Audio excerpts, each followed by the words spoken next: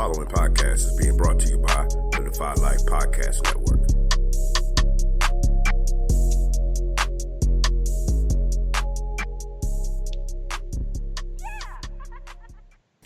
This week on the Defy Life Podcast, we are back after a few weeks being out, and we wanted you guys to hear our voices, so we are back to discuss the feeling of losing someone close to you, and in particular losing a parent. So this will be a kind of a heavy show, but we wanted to touch back with you guys and just speak freely and from the heart, and we will get back to our regular sports talk and shenanigans next week. We want to kind of speak from the heart this week, so enjoy the show. Let's get to it. Yeah, that's what it is. I guess we got to do it then. You all right? Check, pull, out, money, West Coast, let's get it. Strap in, let's take a ride. Oh yeah, it's about that time, right? Been waiting all week to get to this. It's finally time to defy life. Let's chop it up, keep it trail, no other way. That's what we do. We might disagree, but it's all love. Guarantee we gon' speak the truth. Yeah, this hit different. My guys with me, now who's with us? Stick around for a few minutes. It's contagious. You'll get it. You downloaded the realest. Don't feel us, forget out. You not rocking with Defy Life, then what's your life about? This ain't Defy Life. Told you. On to the shy line.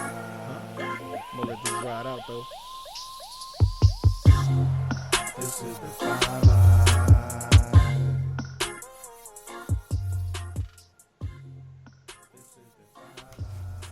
Welcome back to another episode of the Defy Life Podcast, powered by the Defy Life Podcast Network. This episode is sponsored by Bud Bottles, home of the Bud Bottle and the Bud Freshener. Please visit budbottles.com for your odor eliminating needs. This is episode 179. Y'all come on in, wipe your feet, close the door behind you.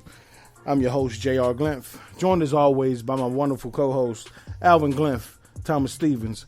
What's good with you, Al? What's up, man? Good to hear your voice. Good to be back. And, just it's good to be back. So, absolutely. Shout out to the listeners. We missed y'all, but please know, there's some serious reasons why we ain't been on the call. So, right. Hey, good to be here. Good to be back, no doubt. Pooh, what's good, man? Man, nothing popping. I just want to echo the same sentiments, man. It's definitely good, good to be back. And hey, miss both of you guys, man. Likewise, man. Miss you too. But like Al said, everybody just used to hearing us every week, and y'all been wondering where we've been. Some of you, I'm sure, some of you are aware why we've been gone, but we just wanted to, reach back out and connect with you guys again, and reconnect, and let you hear our voices. And we've already talked about this. It probably won't be a long show tonight, but for those of you who don't know, I lost my father a couple weeks ago. And, these, Al's uncle, Pooh's late night Madden daddy, when we were kids. So, he just overall obviously meant a lot to all of us, and it shook us up, completely unexpected. And, so thanks everybody for understanding. And again, it's good to reconnect with everybody. And we just wanted to take the night to just kind of talk about it, man. At this point, we've all experienced loss of a parent, and we kind of wanted to just take a break from our normal, our normal regular talk. We talk sports and lifestyle, and we wanted to just kind of touch base with each other and be each other's shoulders and each other's ears, and just talk through the experience of losing a parent. So, as Al said, welcome back, guys. I missed you, and let's do this, man. All right. Yeah. So first of all, I want to thank both of you, for being there. I know both of you may seem like it's nothing, and of course, I know you're gonna say that, but man, for me, that shit meant a lot. There was, calls, texts, hugs, all that stuff.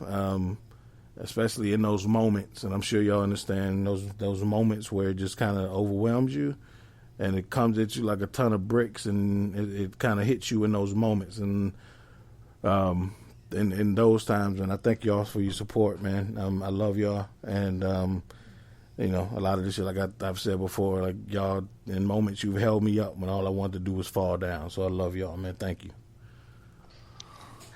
Bro. You're welcome. Love you back. That's what we're here for. That's what family does. And, this podcast, it is an expression of brotherhood, but, that's just one of the ways we express our brotherhood. And so, it was, an honor to be there, to send him off, but, it was good to be there. It was the right place, and it was great to see Pooh. It's a the mask. Like I still as I was reflecting back to that day, like as people were not recognizing me because I had a mask on, or maybe it was the hair, or maybe it was the hat. Who knew? But I didn't know who the hell Pooh was for a few seconds. He was like, "What up?" I'm like, and he had to pull the mask down. I was like, "Oh, what up, Pooh?" So it's it was some moments that day that kind of helped get through. But I'm glad that I was able to be there for you and your sisters, and because and your mother. It was good to see her as well, and your wife, your kids. It was, tough day, tough time. Yeah, man. And, you, as always, your words nailed it. So thank you, man. It was,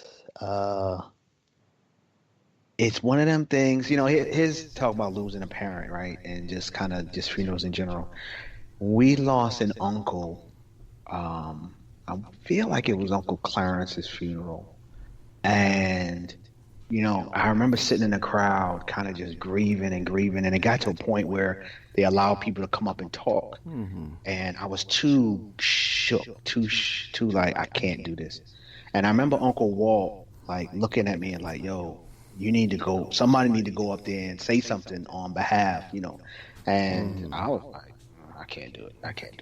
But I remember, like, later on reflecting back, like, wishing I had, and thinking, like, from now on, like, you need to be prepared to go up there and talk, like, whether it's on behalf of the family or just to share your piece, because these people have meant that much to you. And if you break down in front of people, so be it. So, it was definitely tough, but I was, when asked, to speak on behalf of the family, I just took at it as an amazing honor, a duty, and one that, your father was a person who stepped up when called and stepped up sometimes before called. So that was something that I felt like when called, you need to make sure you do your best and represent. So I definitely, try to capture the family's perspective and make sure I, did a good job, and also share from a personal, because he was one that, he related to people differently, like he got along with a lot of folk, but he also related to people differently. So I also wanted to do my best to share the man I saw from who he was to me as well. So thank you for that. But Yeah, I I know. yeah.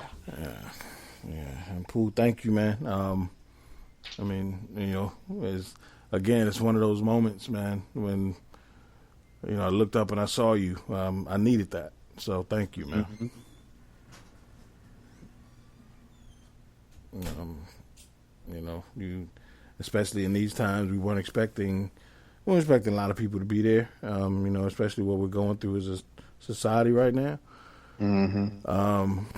And to see, for one, to see that many people when we turned the corner and there's that many people Waiting. waiting, right, Mhm. to send him off, and to, there were parts where, when I saw, a group of people in A-team shirts, it broke me. Mm. And, and like, again, to look up and see Pooh, and throughout the day and throughout that weekend, to see my guys who, as kids, were his guys, Mhm. to see them show up, individually and collectively, meant a lot, man. So, and my father was never one to be bashful about letting you know he loved you. Mhm. If you was one of his, you was one of his, and that never went away. So even as grown men, to see, the Poohs and the Chads and the Randys and T's, show up, because they were his guys as kids, and he'd never let that go. So to see them show up for him meant a lot. Wouldn't have missed it for the world. Yeah, man, I appreciate you. I love you. But that phrase "show up," that was him. Mm-hmm. Like he showed up and Right. usually showed out. Right. But he was that man that was a regular attender at so many of the things that were important in my life. So Mm-hmm. it even though it was all this going on in the pandemic, and it felt good to see all those folk. Honestly, the more I thought about it, trying to driving home that night, it didn't surprise me, because it's like, yo, when you think about how often he showed up in these Right. people's lives, that's what he deserved, for people to Mm-hmm. show up and Right. send him out. Yeah. And just to kind of like give an idea of the kind of man my father was, like, so, Keon and I became friends, of course, in college. So, Keon as a kid didn't know my father. But just the kind of impact. Now, so when, Keon texted me this, and he was, um, so this is what he texted me. He said, first of all, he was like, man, there's, is that you said your dad passed? And I was like, yeah. And he texted me back a few minutes later. He was like, yo, I just been staring at the wall since you told me that. But this is what he texted me. He's like, I didn't start telling my mom and dad I loved them until I was around you and your parents. He's like, it took my mom years to say it back to me, but my dad never did. Your dad gave me a hug at a basketball game at Benedict, and shit fucked me up because my dad literally never hugged me. He's like, your pops was a cool man, and I know you're gonna miss him. So it's that kind of impact that he was able to have on, and he was intentional about having on people. It wasn't just by chance, and I'll continue to say he's the reason that I know how to love my sons. Because there's a lot of us, and I say us, I mean men, and I mean black men in particular, is we don't know how to love our sons. Because we haven't been shown how, we haven't been taught how. And he was never afraid, never bashful, never ashamed to show that he loved his son. And, so that's the reason I know how to love my sons. And when I say sons, I mean my sons and my my younger male cousins, and my young, when I say my sons, I mean younger men that I'm not afraid to say, hey, I love you, boy. Because he said it to everybody, and he meant it.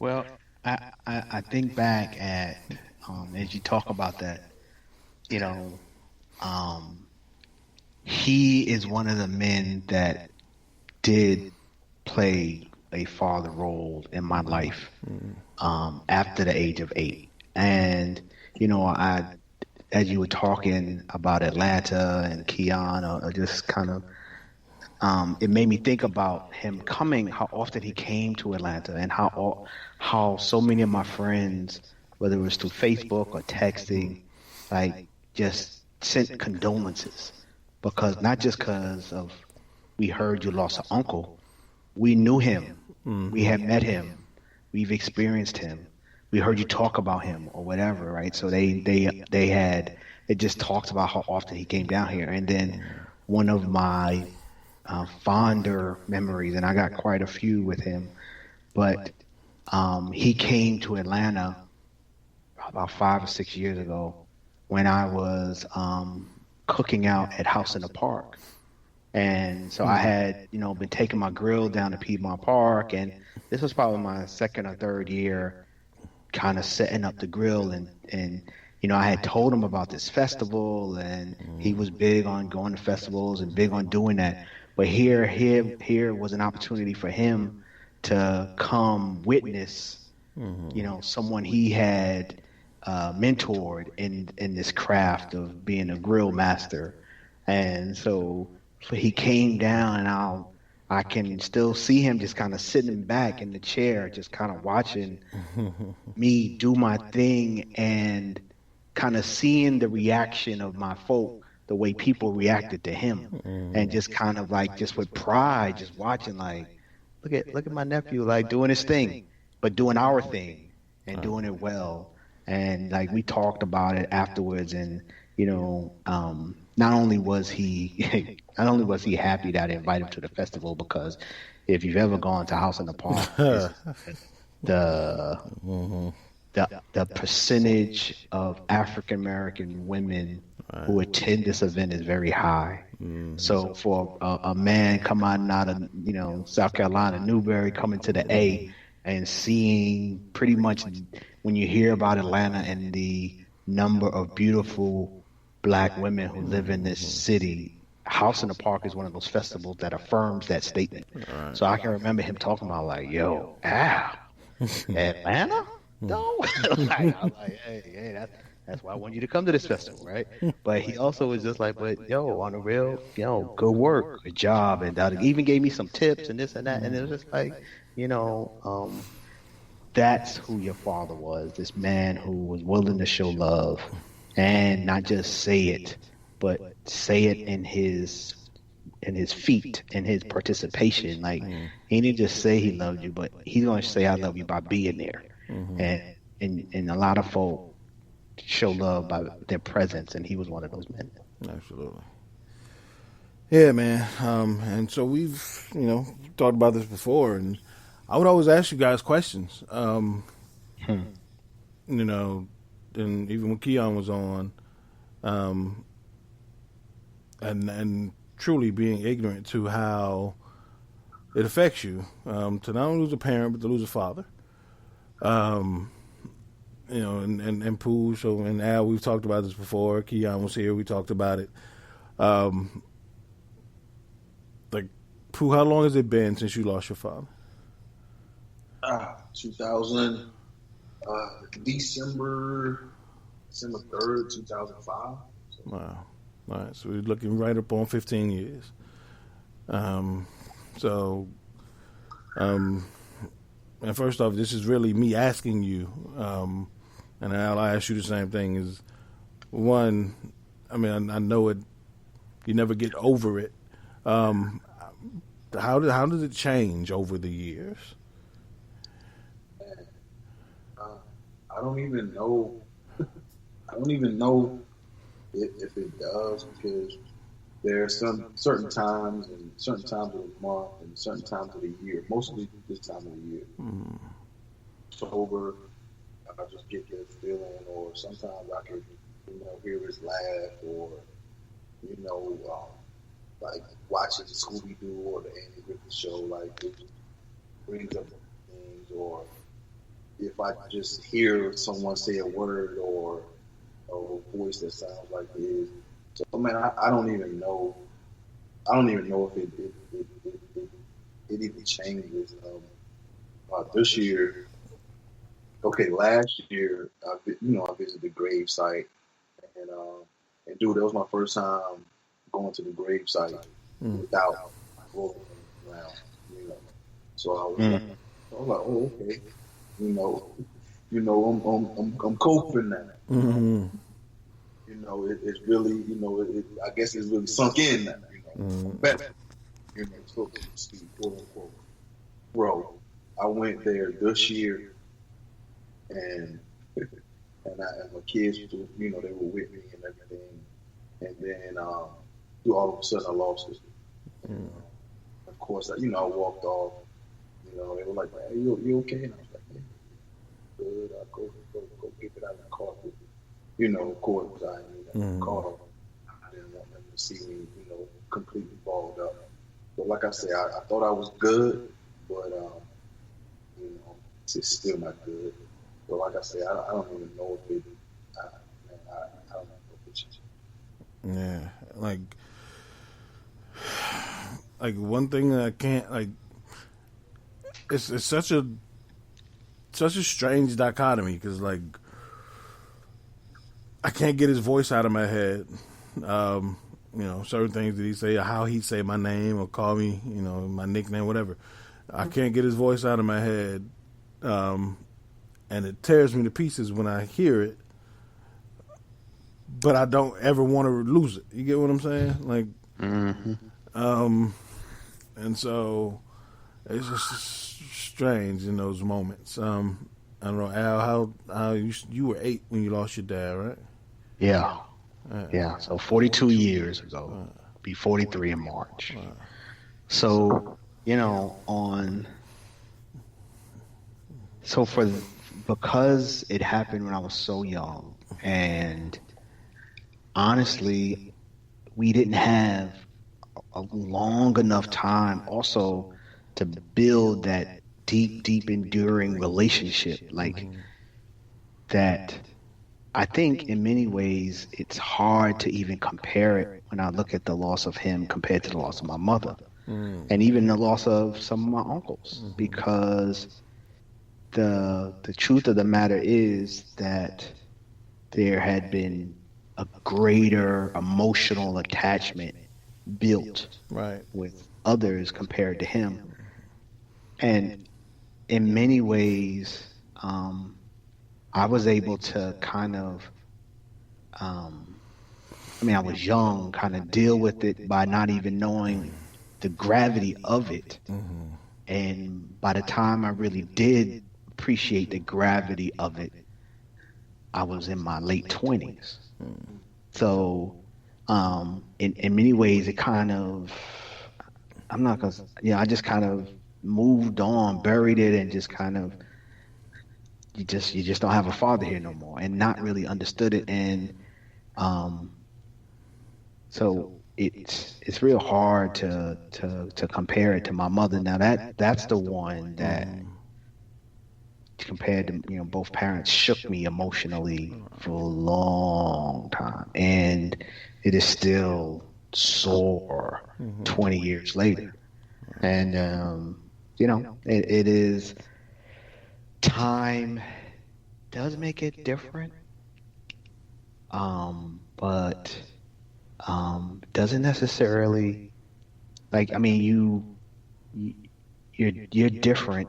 You heal, but you're never the same, if that makes any sense. And I also think when I look at my father,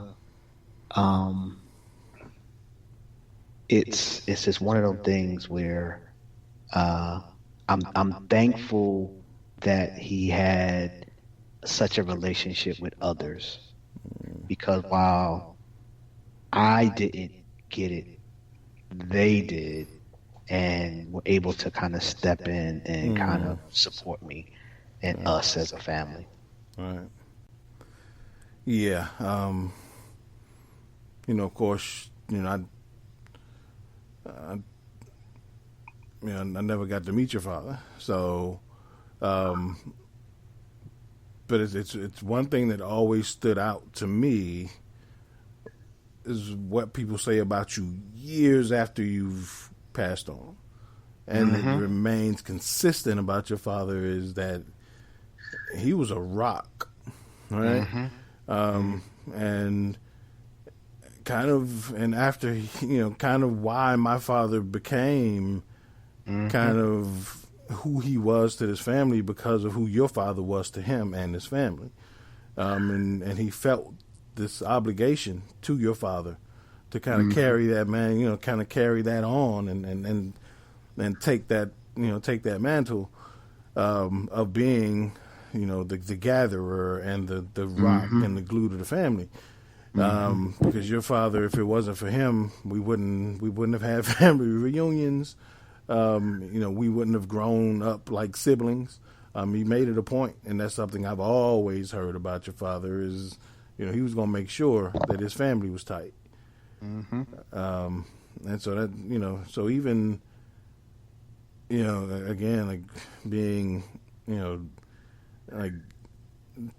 like you said, it's been so long, that like to have those attachments to your father, for me, and to have those attachments to my uncle, and to see and to hear how much family meant to him, and to see the impact he had on my father, that's huge.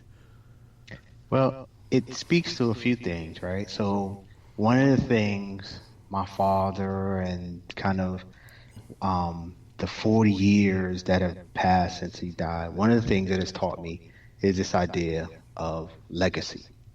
So this idea that, it is possible for you to have an impact in your lifetime that decades later, people will still be feeling the impact. People who might not have even met you before. So that's one thing it taught me.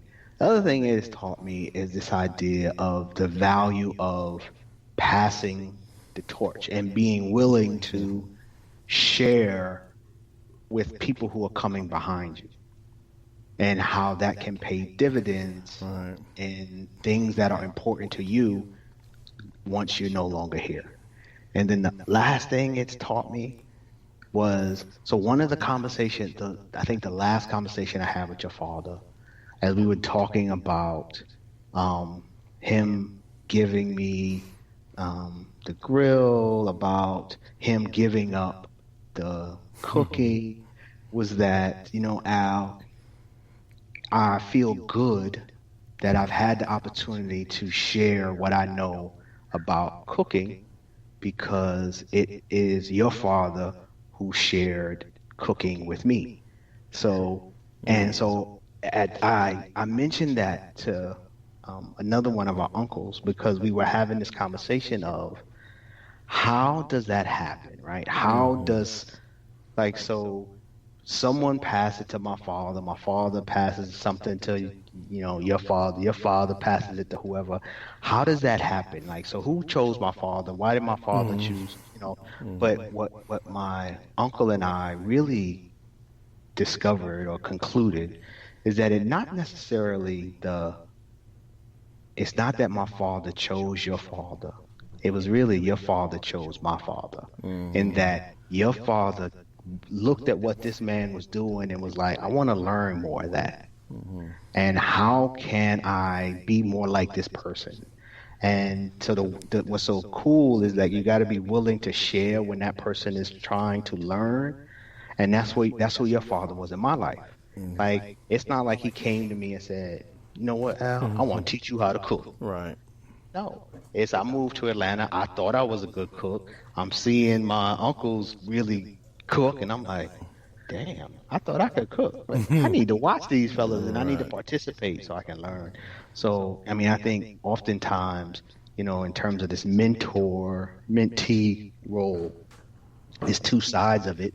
You got to be willing to share, but that mentee, you got to be willing to choose the mentor and be willing to say, hey, I want to be like you. I want to learn from you. How can I do that? Absolutely. Yeah, man.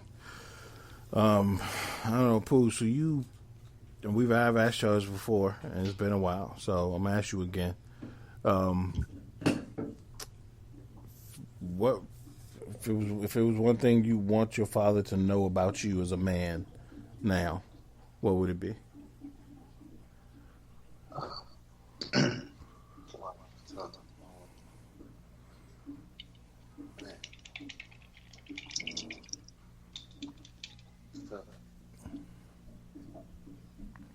Guess.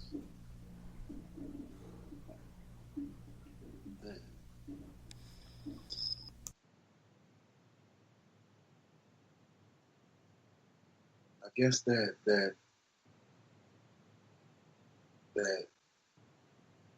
I was able to carry on, to keep going and doing everything I need to do.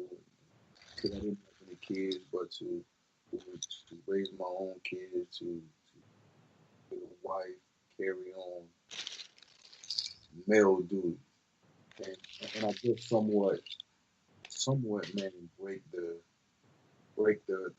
family, break the family curse, as in woman alcoholic and abusing and just things of that nature. Just being able to exercise the family demons and one day overcome that. Gotcha. Yeah, and that's no small feat, man. Not at all. Yeah, so like really props to you, big ups to you for like breaking family cycles is not it's not an easy thing to do. Because for one, we've been in them so long that we think they're normal, and so we can't even acknowledge them because we like ain't nothing wrong, ain't nothing to fix. So because it's been your norm forever.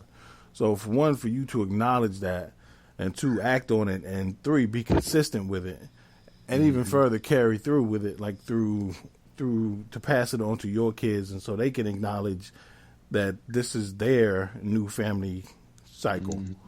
So that's huge, man. Kudos to you. I love you for that. I appreciate it. Al, so you mentioned it. So for what would you tell your mother? Because your mother knew you as a man. What would you want your mother to know about you as a man now? Well, first, I want to echo what you just said, because I definitely want to lift that up again about breaking norms and breaking cycles, and like that's just some real grown folk shit right there. Right. And to look at your past and say you want different for the future, especially for your family, like that just to me is, if we had more of that, this world would be a whole bunch different, better place. All right. So again, I want to get on top of that and shout out the proof of that. But I think if I could say something to my moms right now, I think, I just want to share that I turned out to be a good person who got better. And I think she missed some of the growth because her death inspired a lot of the growth.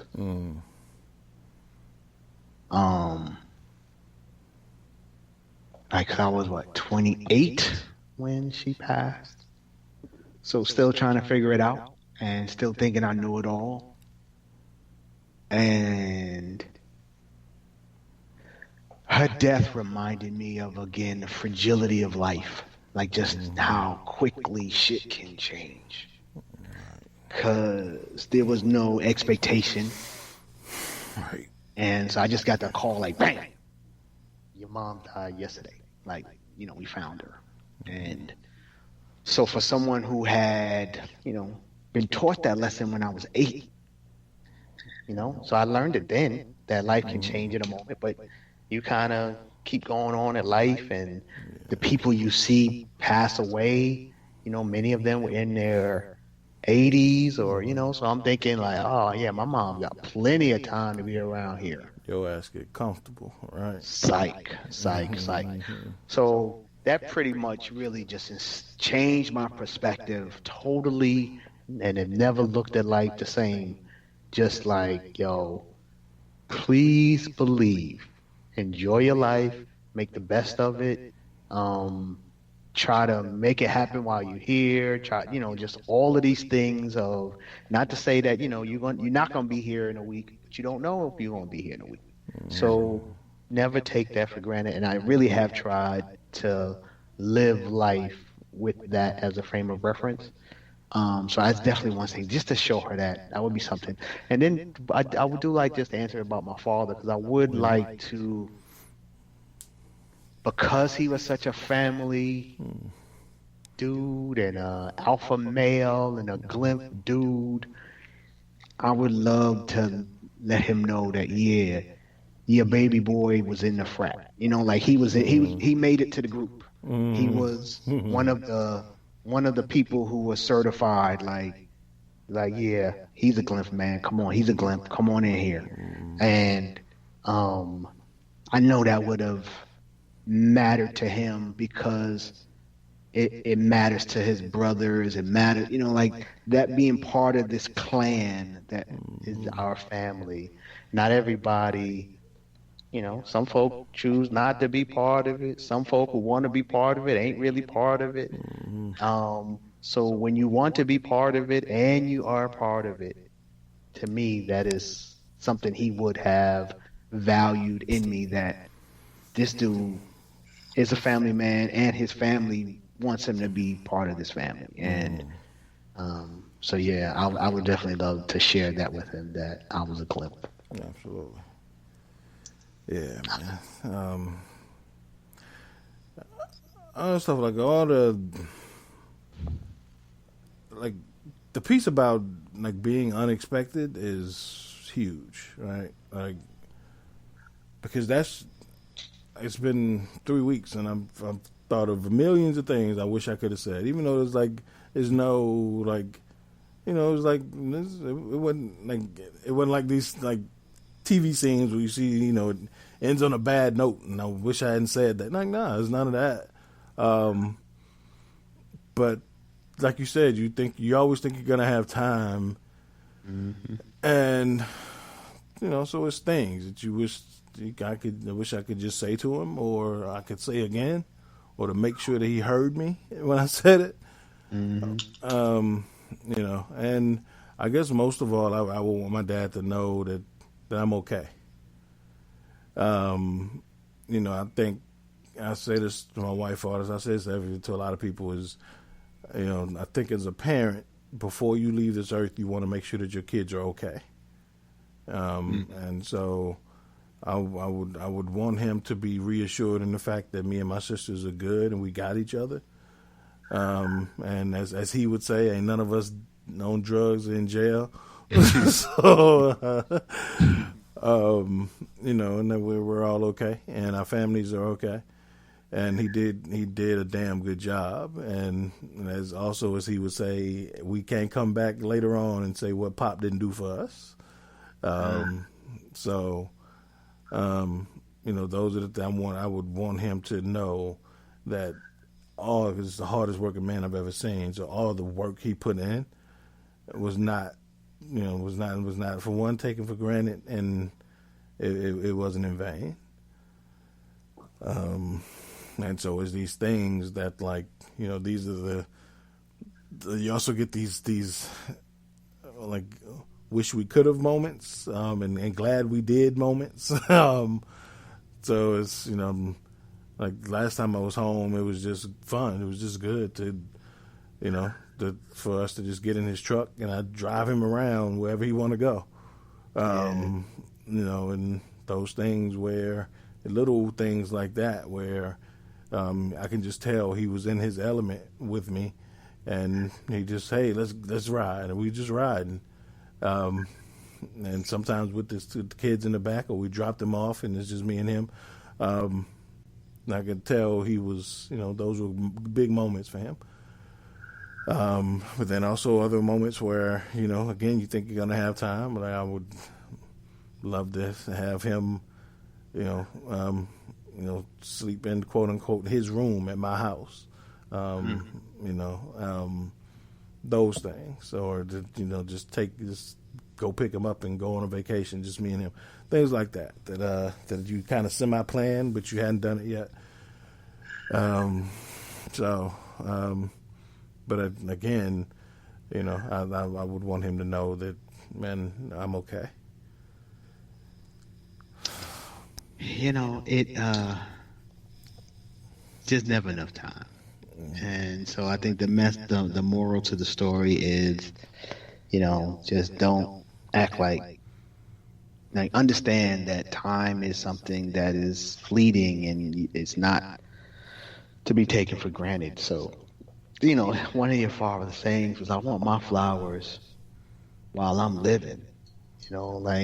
He understood his place and, wanted people to give him his props. And not necessarily in this, look at me, but more of a thing and this is that saying of, I want my flowers now. Like, just more of a, I'd rather hear you say I love you, or me say I love you, Al. I'd rather hear you told me that you appreciated what I'd done for you, as opposed to, you having to do it after I pass.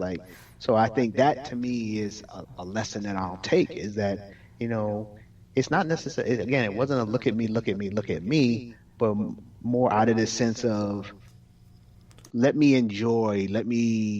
hear that. And I think we need to do more of that with each other and let people know that we're grateful for them and we're grateful what they add to our lives, so that they can get their flowers while they're here. Right. Yeah. And that's something that I've, multiple people, including me, have continued to say about my dad is, what we were able to do for him, to send him off wasn't near. I could hear him now, and that's all I get. So there will be something bigger later in his backyard, I'm sure.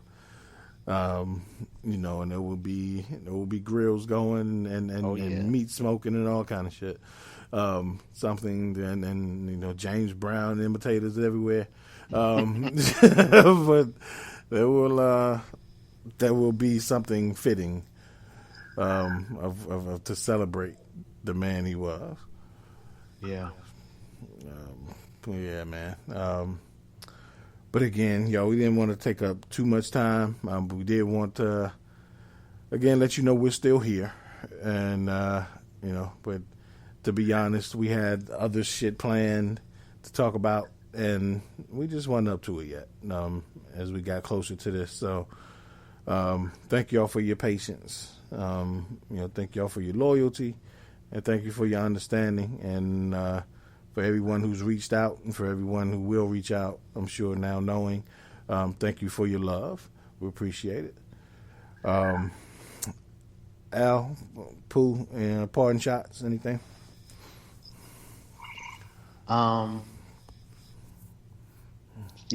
Again, much love to you and the family, your sisters and everybody, and appreciate all of the expressions of love and support that, from others, knowing that this man was dear to many folk.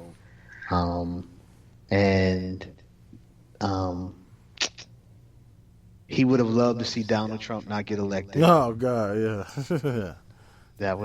He would have appreciated that. And other than that, man, I just want to say again, show love and share love. Now, don't wait. Right. And that's all I got. No doubt. Pooh, parting shot. Yeah. I definitely echo that. echo that as well. I guess I have two quick things.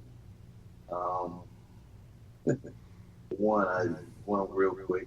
You know, the last time, other than the Fight Life Cookout, the last time I had saw you pop out, and it was my like 20th high school reunion and whatnot, and they had the place. They had it at some new bar in Newberry, and I went in there and I was like, man, they look like Pops over there.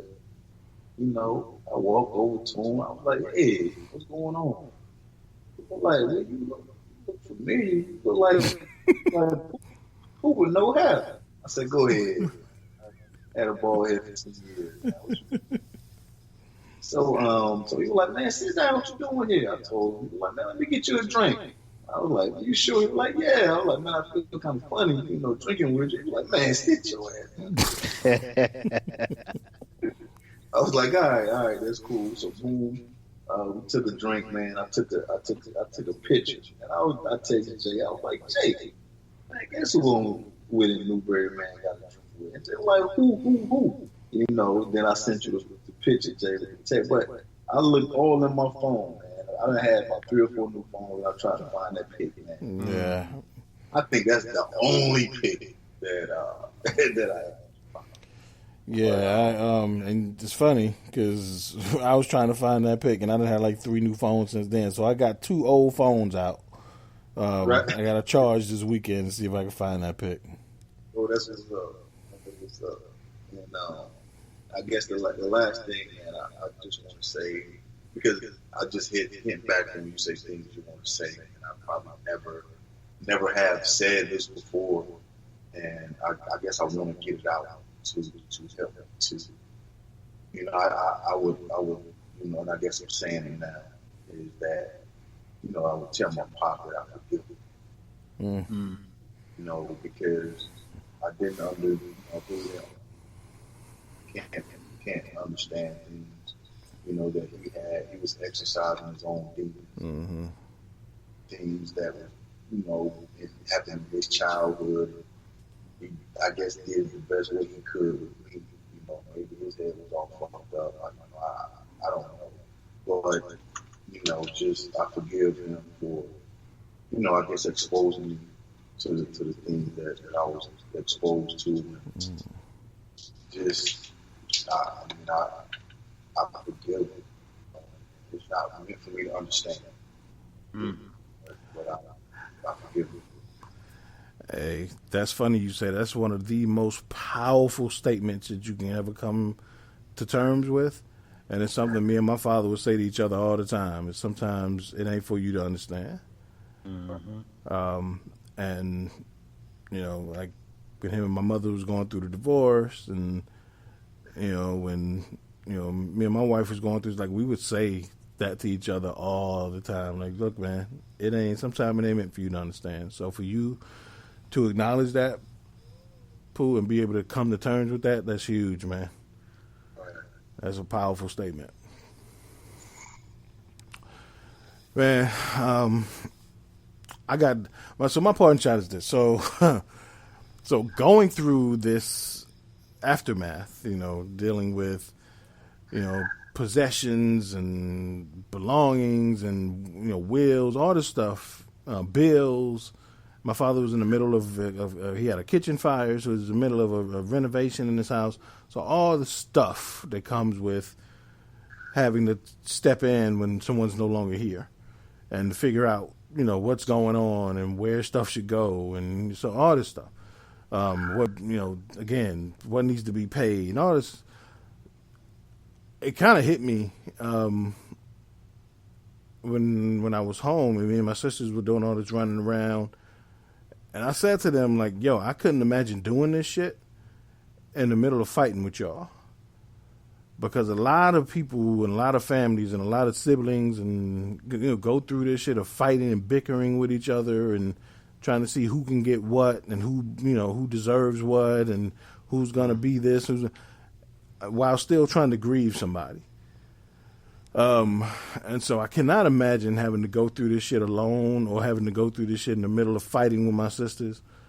So I'm thankful that we have the relationship that we have, because, you know, and then I'll just say, like, man, you lose somebody, especially you lose a parent, you know, forget, you know, who wants to be in charge of what, or who thinks they deserve what, or who's going to get what, or who wants to make whatever decision, or, like, forget all that, man. It is not, for one, it ain't about you, and two, it is not what your loved one would have wanted.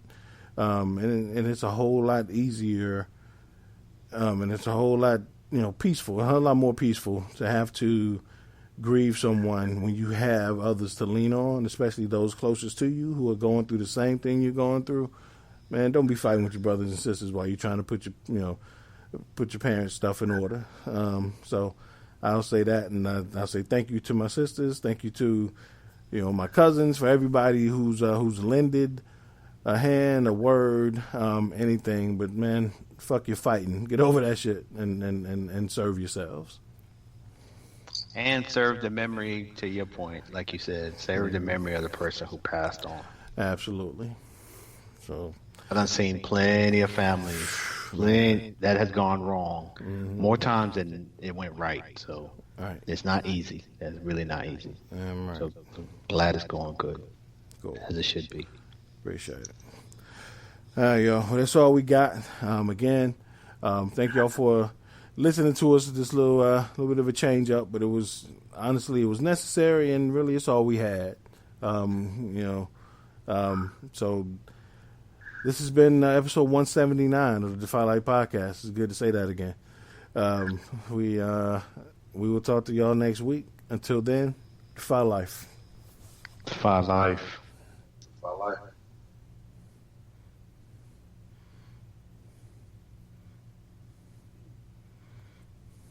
We're told that greatness is exceptional, what it should be expected. You choose every day to live your life intentionally, without apology for how bright your light may shine. So go be great. Go be brilliant. Go be you. Go defy life. The Defy Life movement is one that speaks to each of us in its own way. Defy Life Gear speaks to us all by reminding us that one size does not fit all. Visit defylifegear.com to get fitted for greatness.